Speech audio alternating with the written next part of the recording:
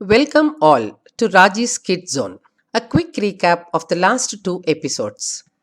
At the request of the King Immortal to make his sons wise and masters of practical life, the scholar and wise old man Sri Vishnu Sharma took the three princes to his ashram. As part of the exercise, to make them wise and masters of practical life, he narrated stories with humans and mainly animals. The stories were loaded with messages about the world around us, the persons who could be considered as friends, whom to keep at a distance, about the right actions at the right time, the consequences of our thought action, many morals, and approach to practical life. The complete work of these interwoven stories, consisting of five parts, came to be popularly known as Panchatantra stories. A merchant named Increase set on a trade tour in a bullock cart driven by his two bulls, Joy and Lively. During the journey in the middle of the forest, Lively got his leg broken and sunk into a muddy heap. He was left to his fate as the trade team moved on, leaving Lively. Lively slowly recovered, grazing the green blades of the grass. He became healthy and bully, and in the joy, Lively bellowed loudly. Forest King Rusty came to the river banks to drink some water. He heard the bellowing of the bull Lively.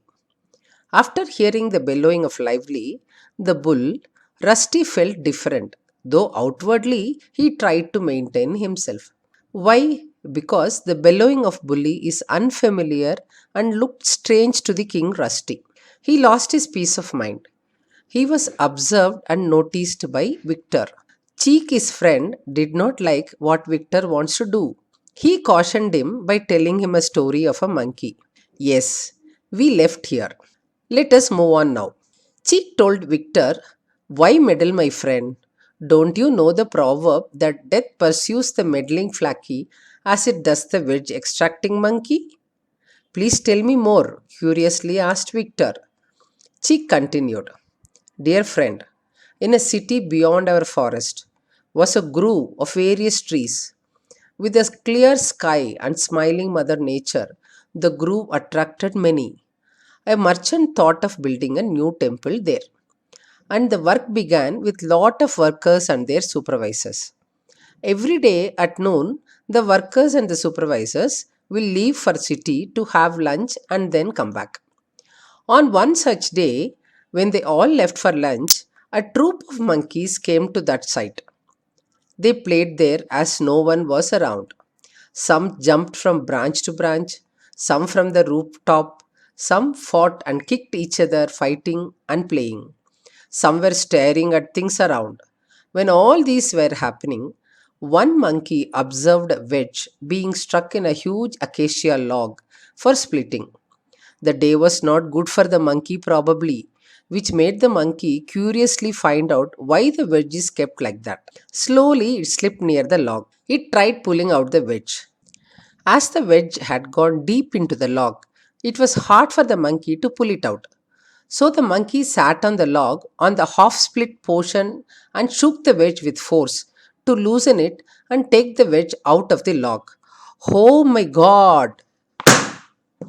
Yes, when the monkey pulled the wedge out, its part of the body, which was placed between the split, got jammed as the split log got closed on pulling out the wedge. He perished as the sides of the split log got closed in on him with a bang. You can imagine the fate of the monkey. Cheek said, that is why I am telling you don't meddle in anything which is not our concern. Intelligent people will avoid meddling in others' affairs. We are well paid and fed by the king by his leftovers. Let us keep quiet and have a happy life. What do you think?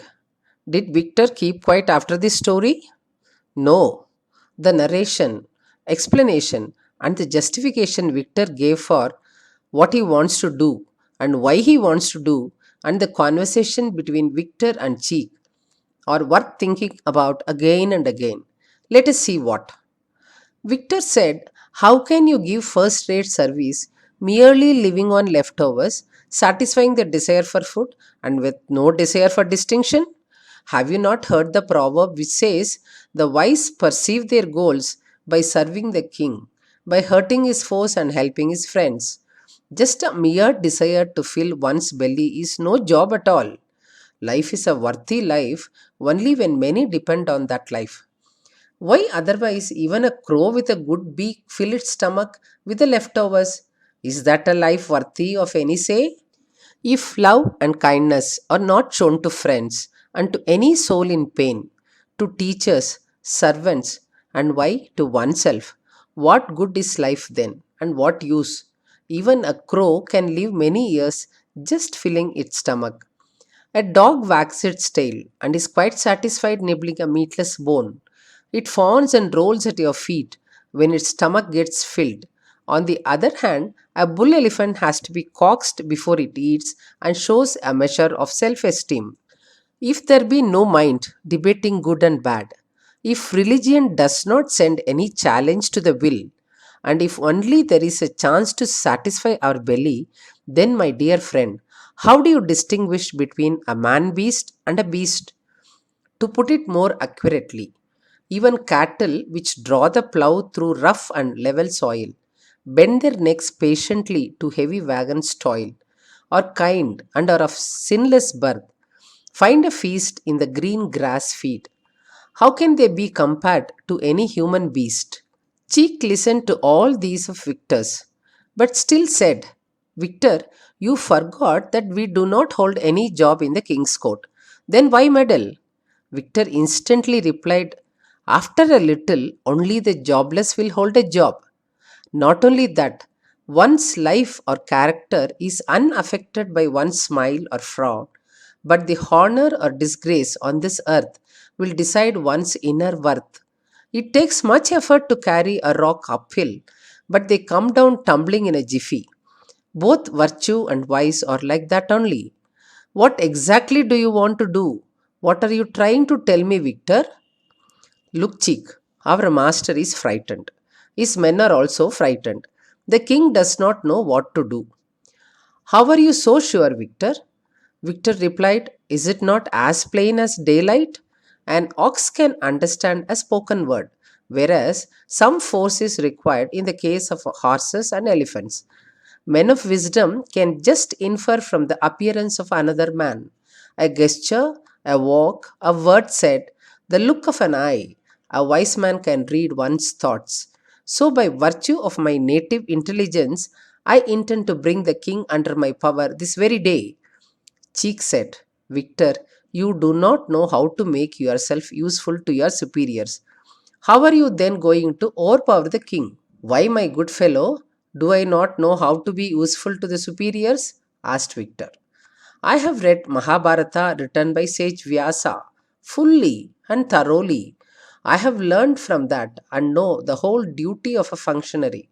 Oh, my dear friend, have you not heard of a proverb which goes to say that no burden weakens the strong?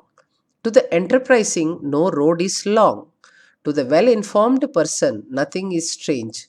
To the flatterer, no man is a stranger. My dear Victor, my only fear is that the king might hate you for forcing yourself into a position that does not belong to you. Victor replied, Yes, here you have a point. But you should understand that I am also a good judge of occasions and situations. I know the rules that are to be followed. Now listen to what I say, continued Victor. Even if a learned person selects the wrong moment to speak, he will be hated. Then any amount of persuasion on his part will not yield any results. Even the king's favorite person will meet his doom if he intrudes on a wrong moment. Like when the king is in a thoughtful mood, when he is trying to do what he likes, or when he is at rest, or when he is engaged in an important meeting. A gentleman will therefore never intrude during conversations, a fight, or an unpleasant situation, or when the king is in an important consultation with a physician, with a barber, when he is flirting with a woman, or when he is having his food in a hurry. One should know the rule that everyone has to be cautious in the palaces of kings.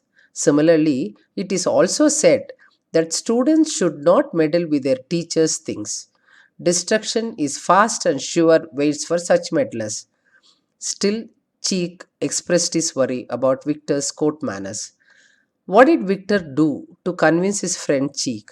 We will see next week, friends. Bye bye now.